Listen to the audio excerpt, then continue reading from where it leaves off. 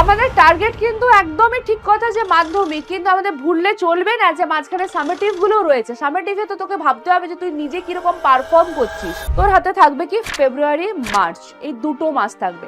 এই দুটো মাসের মধ্যে প্রত্যেকটা সাবজেক্টই কভার করতে হবে। যে তোর যত চ্যাপ্টার এগিয়ে যাবে, হ্যাঁ তোর ধর চ্যাপ্টার এগিয়ে যাচ্ছে তো তুইও তার সাথে সাথে তাল মিলিয়ে চলতে পারছিস। মানে এমন নয় যে তোরা হঠাৎ করে ক্লাস 9-এ ছিল একটা বলতে পারি যে হ্যাঁ নদী ছিল আর টেনে এসে সমুদ্রে পড়ে গেছি। Hello hello hello hello everyone, welcome you again to this amazing platform of PW foundation and yes PW Bangla foundation, correct. আচ্ছা, তো যারা নতুন ক্লাস 10-এ উঠেছো, কি খবর তাদের? খবর সব ভালো তো? খবর তো ভালো হতেই হবে। আর আমি আজকে চলে এসেছি তোমাদের কাছে জাস্ট এই যে তোমরা নতুন ক্লাস 10-এ উঠেছো, এবার এই যে পুরো একটা বছর অতিক্রম করবে, কিভাবে অতিক্রম করবে, ঠিক আছে, তার মাঝখানে তোমার কি কি স্টেপ নেওয়া উচিত সেইগুলো নিয়ে একটু আজকে আলোচনা করব। ঠিক আছে, যে তোমার কি কি করা উচিত। ঠিক আছে, তো বেশি কথা না বাড়িয়ে স্টার্ট করছি আমি। হ্যাঁ, যে আমি কি মানে তোদের কি করা উচিত বেসিক্যালি। হ্যাঁ, কি করা উচিত তোদের বলতো? ক্লাস 10-এ উঠে গেছিস, প্রথম কাজ যেটা হবে সেটা হচ্ছে একটা মানে মাইন্ড সেট করা যে আমি ক্লাস 10-এ উঠে গেছি, এবার মাধ্যমিক দেব, আমার ফার্স্ট বোর্ড এক্সাম। সেই ফার্স্ট বোর্ড এক্সামে আমাকে ভালো র্যাঙ্ক করতে হবে বা ভালো রেজাল্ট করতে হবে। ঠিক আছে, হ্যাঁ তুই বোর্ডে র্যাঙ্ক করলি না করলি সেটার থেকেও বড় কথা হচ্ছে তোকে ভাবতে হবে যে তুই স্কুলের মধ্যে, তোর যে স্কুল রয়েছে সেই স্কুলের মধ্যে যেন তুই টপ হতে পারিস, বা সেই স্কুলে যেন তুই একটা কম্পিটিটর তৈরি হতে পারিস। হ্যাঁ, এবার ক্লাস 9-এ যা করে এসছিস ভুলে যা, কোনো অসুবিধে নেই। শুরু কর নতুন ভাবে ক্লাস 10-কে দিয়ে। এবার এই ক্লাস 10-এ শুরুতেই তোদের যেটা করতে হবে যে একটা ঠিকঠাক মাইন্ডসেট তৈরি করতে হবে। ঠিক আছে, মানে মাইন্ডসেটটা এমন ভাবেই বানিয়ে নিতে হবে যেন একটা প্ল্যানিং থাকে ডে বাই ডে। ঠিক আছে, মানে ডেলি আমি এই সময় এটা করব, ডেলি আমার এই টাইমে আইদার কোনো জায়গায় কোনো অফলাইন টিউশন থাকলো বা অনলাইনে আমার ক্লাসেস থাকলো বা তোর স্কুল থাকলো, সেগুলো সমস্ত কিছু রুটিন তোকে তৈরি করে নিতে হবে। এবার বলবি ম্যাম একটা দিন রুটিন তৈরি করলে কি আর সেটা ফলো করা যায় সারা বছর? যায় না, সেটা আমিও জানি, তোরাও জানিস। আমি যখন ছোট ছিলাম আমি ওরকম বানাতাম, বাট বানাতাম জানিস কিরকম? হয়তো এক সপ্তাহে বানালাম, বাট প্রথম এক সপ্তাহে আমি ফলো করতেই পারতাম না। ঠিক আছে, হতো না, ওটা স্বাভাবিক, তোদেরও হবে না হয়তো, সবার জন্য অ্যাপ্লিকেবল নয় ওটা। সেই জন্য কি করবি, বানিয়ে রাখবি এক সপ্তাহের, তার মধ্যে থেকে তুই দেখবি যে তুই কত দিনের পারছিস করতে। যখন দেখবি একদমই পারছিস না, ডিলে হয়ে যাচ্ছে, আরো নতুন করে রুটিন বানাবি।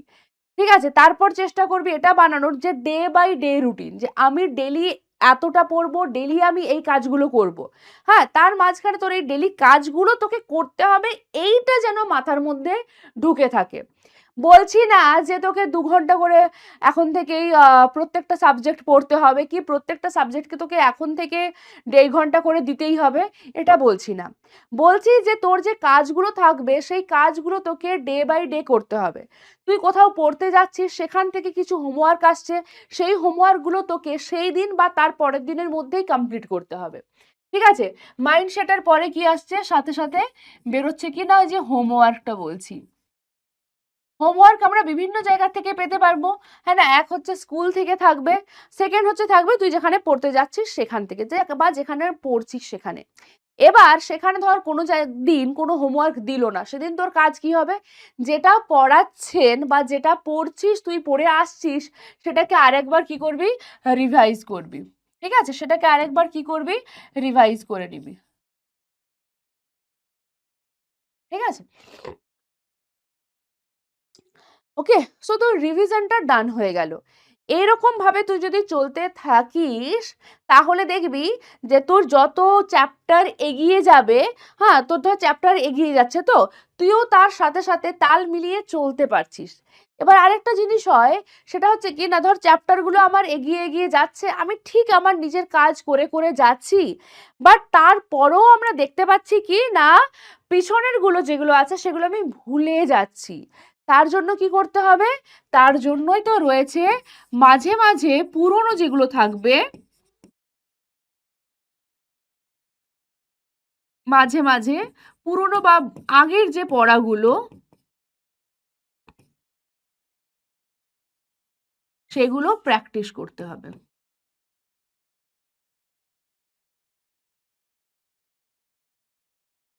ঠিক আছে? সেগুলো কিন্তু প্র্যাকটিস করতে হবে। আর যদি প্র্যাকটিস না করিস বা ওই ডেইলির কাজটা ডেইলি না করিস, তখনই তৈরি হবে কি ব্যাকলগ। ব্যাকলগ হলেই তখন মনে হবে ওরে ম্যাম ব্যাকলগ হয়ে গেছে, আমার কি করব কি করব কি করব। বাট এই যে তোদের শুরু, এই শুরুতেই তোকে এনার্জি দিয়ে তোকে মানে ভেবে রাখতে হবে যে আমার কোনো রকমের কোনো ব্যাকলগ থাকবে না, জিরো ব্যাকলগার পার্সন হব আমি। ঠিক আছে, এটা তোদের মানে মাইন্ডে ঢুকিয়ে নিতে হবে যে হ্যাঁ ঠিক আছে, এখন 1 বছর সময় আছে। সবাই তো বলে মাধ্যমিকের সিলেবাস শেষ হতে 5 মাস সময় লাগে। সিলেবাস শেষ হতে 5 মাস সময় লাগে, সেটা ঠিক কথা। কিন্তু তারপরের যে ব্যাপারটা থাকে না, তারপরের প্র্যাকটিস, হ্যাঁ, তারপরের বিভিন্ন আরো এক্সট্রা কোয়েশ্চেন করা। তোর 5 মাস এ তোর বা 5 মাসে বা 6 মাসে সিলেবাস শেষ হয়, সেটা হচ্ছে তোদের যে বইটা রয়েছে গণিত প্রকাশ বইটা, সেটার তুই সিলেবাস শেষ করতে পারবি। বাট আমাদের পরীক্ষাতে জানিস এখন মাধ্যমিক পরীক্ষার সিস্টেমটাই হয়ে গেছে যে কোনো না কোনো ট্রিকি কোয়েশ্চেন থাকবেই। মানে তোকে 100-এর 100 পেতে যদি হয় বা যদি তোকে 90-তে 90 পেতে হয়, তোকে কিন্তু বেটা একটু পরিশ্রম করতে হবে। ঠিক আছে, তোকে একটু প্র্যাকটিস বেশি করতে হবে, তোকে কিছু এক্সট্রা কোয়েশ্চেন করতে হবে, তোকে কিছু এক্সট্রা জিনিস মনে রাখতে হবে। ঠিক আছে, তো সেটা কিভাবে পসিবল? যদি প্রথম থেকেই তুই এই সেম ওয়েতে যাস, তবেই একমাত্র পসিবল। ঠিক টাইমে সিলেবাস শেষ হয়ে গেল, তারপর আমি এক্সট্রা কোয়েশ্চেন করতে পারছি, বিভিন্ন রকমের অন্য ব্যাচ নিতে পারছি, বা আমি অন্য আরো অনেক কিছু সেশনের সাথে যুক্ত হতে পারছি। আর তার মাঝখান থেকে আমাদের যে সেমিস্টারগুলো রয়েছে বা সামেটিভগুলো যেগুলো রয়েছে, সেই সামেটিভগুলো আমি খুব ভালো করে ক্লিয়ারও করে দিচ্ছি। আমাদের টার্গেট কিন্তু একদমই ঠিক কথা যে মাধ্যমিক, কিন্তু আমাদের ভুললে চলবে না যে মাঝখানে সামেটিভ গুলো রয়েছে। সামেটিভে তো তোকে ভাবতে হবে যে তুই নিজে কিরকম পারফর্ম করছিস, তাই না? তো সেই জন্যই এই সামেটিভ গুলো দেওয়া হয়েছে। আমি বলবো যে ভীষণ ভালো জিনিস দেওয়া হয়েছে, কারণ এই সামেটিভেই তোদেরকে রিয়েলিটি চেক করিয়ে দেবে যে তুই কতটা জলের তলায় আছিস, কতটা তুই গভীরে যেতে পেরেছিস, নাকি তুই সেই জলের ওপরে হাবুডুবু খাচ্ছিস। এটা তোকে শিখিয়ে দেবে কে না, সামেটিভ গুলো। সেই জন্যই দুটো সামেটিভ রাখা হয়েছে, একটা হবে তোদের এপ্রিল মাসে আর একটা হবে অগস্ট মাসে। এই দুটো মাসেই তুই বুঝতে পারবি হ্যাঁ কি তুম কিতনা পানি মে হো। ঠিক আছে, তো এই সামেটিভের আগে এটাও ভাবিস না যে হ্যাঁ সামেটিভের সিলেবাস ঠিক আছে, ছোট্ট আছে, আমি করে নেব। প্রথম কথা, ছোট সিলেবাস তো নয়। দ্বিতীয়ত কথা হচ্ছে এতগুলো যে মানে তোদের সাবজেক্টস রয়েছে, সমস্ত সাবজেক্টস গুলো যদি মিলিয়ে নিস, তাহলে কত বড় সিলেবাসটা হয়ে যাচ্ছে ভাব। হ্যাঁ, এবার আমি যদি তোদের মানে আরো তুই বলবি যে হ্যাঁ ম্যাম আপনি পুরো বইটার কথা ভাবুন বা আপনি 11 এর কথা ভাবুন। কেন আমরা এত কিছু দিক থেকে ভাববো? হ্যাঁ না, এখন থেকে আমরা কেন 11টাকে ভাববো? আমি এখনই বলবো যে তোদের একটু বড়ই সিলেবাস। তোদের কাছে এই মুহূর্তে একটু বড়ই লাগবে ক্লাস 10 এর সিলেবাসটা, তাও আবার ফার্স্ট সেমেস্টার যেটা কিনা এপ্রিল মাসেই হবে। আর দেখ আজকে দেখতে দেখতে দেখতে দেখতে পুরো সরস্বতী পুজো পেরোলেই শেষ হয়ে যাচ্ছে আমাদের জানুয়ারি মাস। ঠিক আছে, তো জানুয়ারি তো ধরেই নে যে শেষ। হ্যাঁ, তাতে জানুয়ারিতে তুই এই ভিডিওটা যখনই দেখিস না কেন, তো জানুয়ারি শেষ। তোর হাতে থাকবে কি ফেব্রুয়ারি মার্চ, এই দুটো মাস থাকবে। এই দুটো মাসের মধ্যে প্রত্যেকটা সাবজেক্টকেই কভার করতে হবে। ঠিক আছে, তো সেই ওয়েতে সেই অ্যাগ্রেসিভলি পড়াশোনাটা করতে থাক। হ্যাঁ, যেরকম বলছি, নেক্সট তোকে কি করতে হবে, ফার্স্ট সামেটিভ যখনই তোর হয়ে যাবে, তোকে রওনা দিতে হবে সেকেন্ড সামেটিভের জন্য, যেটা হবে কখন না, অগাস্টে। ঠিক আছে, এবার অগাস্টে যখনই হবে, তখন তুই তোর অগাস্টের অনেক আগে তোর সিলেবাসটা ধর শেষ হয়ে গেল। ঠিক আছে, তুই কি করবি? তুই কি ওই সেকেন্ড সামেটিভের সিলেবাস নিয়ে বসে থাকবি আর বাকিগুলো করবি না?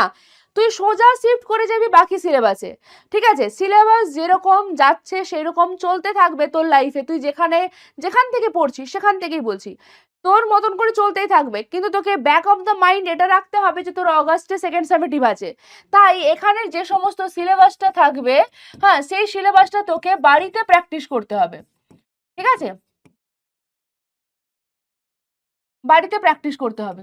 যেগুলো না হবে সেগুলো জিজ্ঞেস করে নিবি, তুই যার কাছে পড়ছিস বা স্কুলে যেখানে আছিস তাকে জিজ্ঞেস করে নিবি, ঠিক আছে? বাট ব্যাক অফ দ্য মাইন্ডে তুই এটাকে রাখবি, হ্যাঁ, দুটোকে প্যারালালি চালাতে হবে। তো হ্যাঁ, খুব বেশি স্ট্রেসও আমরা নেব না, কারণ খুব বেশি স্ট্রেস নেওয়ার কিছু নেই। হ্যাঁ, বাট ওই যে হয় না যে তোদের মাইন্ডসেট বা তোদের এই এতদিনের যে জার্নিটা, সেই অনুপাতে তোরা কিন্তু খুব বেশি স্ট্রেস নিতে অভ্যস্ত না, হ্যাঁ না? তোরা এই সিলেবাসের সাথেই আছিস, মানে এমন নয় যে তোরা হঠাৎ করে ক্লাস 9-এ ছিল একটা বলতে পারি যে হ্যাঁ নদী ছিল আর 10-এ এসে সমুদ্রে পড়ে গেছিস, এটা একেবারেই নয়, ঠিক আছে? ইনফ্যাক্ট তোরা মোহনাতেও পৌঁছোসনি এখনো পর্যন্ত, ঠিক আছে? তোরা ওই নদীতেই আছিস। সেই জন্য বলবো যে একটু এইভাবে নিজেকে আপডেট কর, যে বিভিন্ন রেফারেন্স বুক কিনে নে। তারপর এটা ভাব যে আমার টোটাল সিলেবাস হচ্ছে যতগুলো বই তুই কিনছিস সেগুলোকে একসাথে জড়ো করলে যেটা হবে সেটা। ওই মাইন্ডসেট নিয়ে চলতে থাক যে আমাকে এতগুলো জিনিস কভার করতে হবে, ঠিক আছে? আর তারপরেই দেখ, এটা যখনই হয়ে গেল সিলেবাস, অগাস্টের পর সেপ্টেম্বরে হলে তো সিলেবাস পুরোপুরি শেষ হয়ে যাবে। অক্টোবর মানেই হচ্ছে পুজো, হ্যাঁ, আর তারপর নভেম্বরে শুরু হয়ে যাবে আমাদের টেস্টের সিলসিলা, কি না? নভেম্বর মানে কিন্তু টেস্টের সিলসিলা। তো তার আগে যখনই তুই শেষ করে নিতে পারবি পুজোর আগেই, ধর সেপ্টেম্বরের মধ্যে তো শেষ হয়ে গেল, ঠিক আছে? সেপ্টেম্বর বা অক্টোবরে যদি তোর সিলেবাস শেষ হয়ে যায়, তারপর যেটা নভেম্বরের লাস্টের দিকে জেনারেলি হয়ে থাকে তোদের টেস্ট পরীক্ষা, তো এখানে প্রায় 1 মাস সময় তোরা পেয়ে যাবি। এই যে 1 মাস সময়টা পাবি, পুরোপুরি এটা তোদের কোথায় ইনভলভ থাকবে? পুরোপুরি ইনভলভ থাকবে বিভিন্ন রকমের প্র্যাকটিস সেট করবি, বিভিন্ন টেস্ট পেপার করবি, হ্যাঁ, আর যেখানে যা বেরোবে আর কি নতুন কোয়েশ্চেন ব্যাংক, সেই টাইপের কোনো কোয়েশ্চেন ব্যাংক কিনে নিবি, ঠিক আছে? যে কোনো কোয়েশ্চেন ব্যাংক হতে পারে। তোরা অনেকেই আমাকে জিজ্ঞেস করিস যে ম্যাম কোন কোয়েশ্চেন ব্যাংক কিনবো? আরে যে কোনো একটা কিন, যে কোনো একটা প্র্যাকটিস সেট কিন, ঠিক আছে? তবে হ্যাঁ, যখন কিনতে যাবি তখন একবার দেখে নিবি যে কোয়েশ্চেনের স্ট্যান্ডার্ড কি রকম, ঠিক আছে?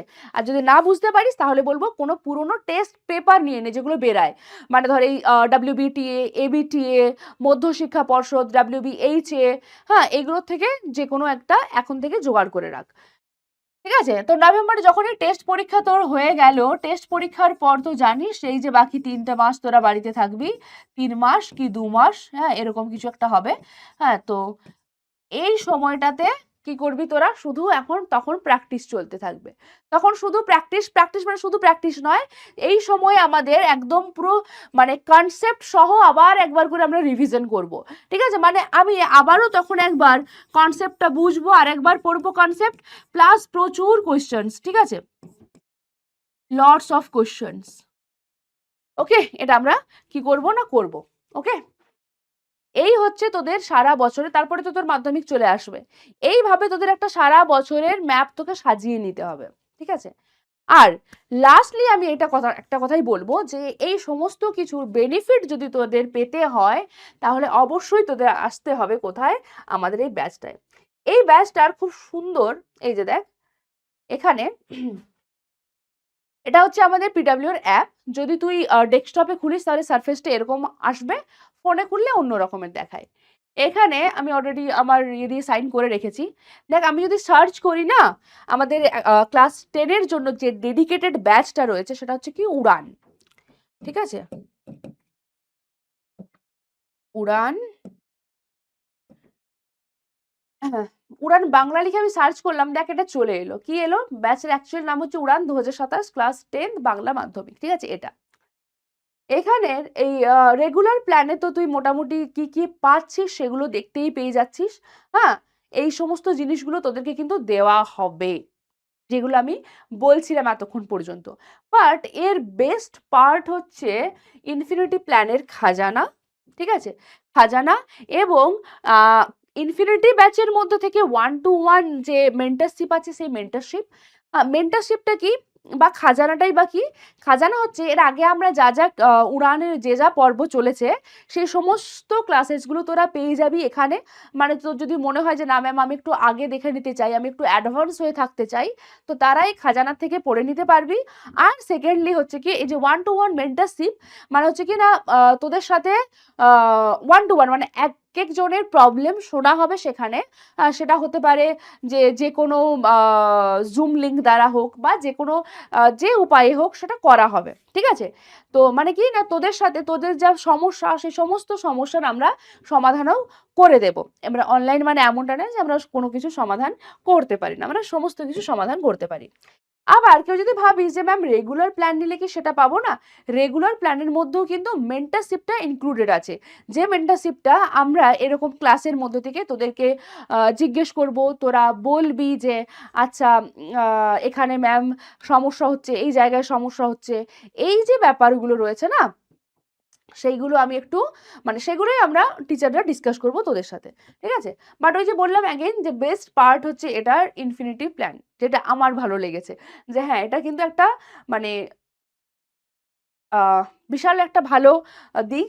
এটার মধ্যে দেখ আরো অনেক কিছু আছে, যে ইনফিনিটি প্র্যাকটিস আছে, স্পেশাল ইন্টারাকশন সেশন মানে 1-to-1 মেন্টরশিপটাকেই ইনক্লুড করা হচ্ছে, আর free access to all upcoming version.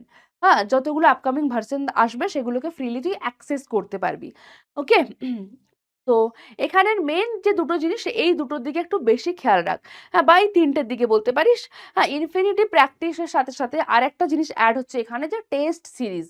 এখানে একটা টেস্ট সিরিজ চলে, যেটা ওই উড়ানে বা আমাদের যে নর্মাল ব্যাচটা সেটাতে কিন্তু পাবি না। মানে এখানে তোর অন্য রকমের টেস্ট সিরিজ আছে, যেখানে 20 নাম্বার, 40 নাম্বার, 90 নাম্বারের অনেকগুলো টেস্ট তোকে দেওয়া হবে এক্সট্রা করে, ঠিক আছে?